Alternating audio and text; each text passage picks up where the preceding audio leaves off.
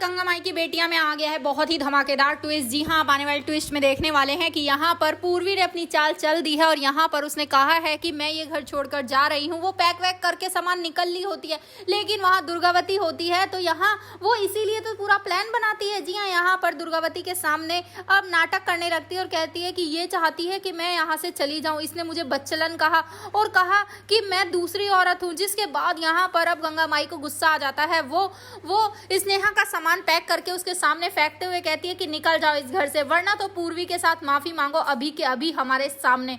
जिसके बाद भाई आपको पता ही है स्नेहा बिना गलती के तो माफी मांगती नहीं है, तो वो मांगेगी भी नहीं। लेकिन जैसे ही दुर्गावती उसका हाथ पकड़कर उसे बाहर की तरफ खींचकर ले जा रही होंगी, उसी दौरान वहां पर एंट्री होने वाली है अब सिद्धू की। जिसके बाद सिद्धू जैसे ही ये सब देखेगा वो माँ से पूछेगा कि क्या हुआ, आप क्यों निकाल रही हैं घर से बाहर, आपको पता है ना पंचायत ने क्या फैसला दिया था।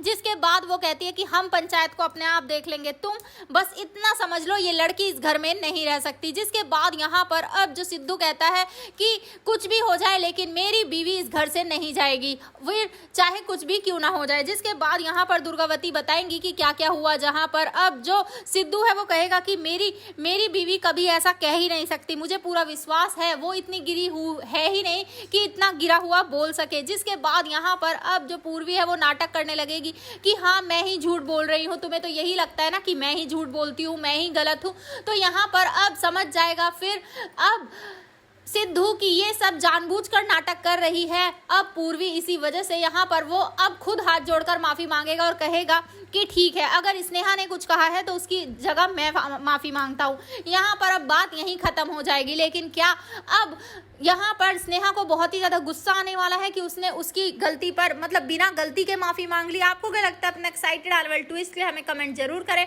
ऐसे ही खबरों से जुड़े रहने के लिए आप हमारे चैनल को जरूर सब्सक्राइब कर लें।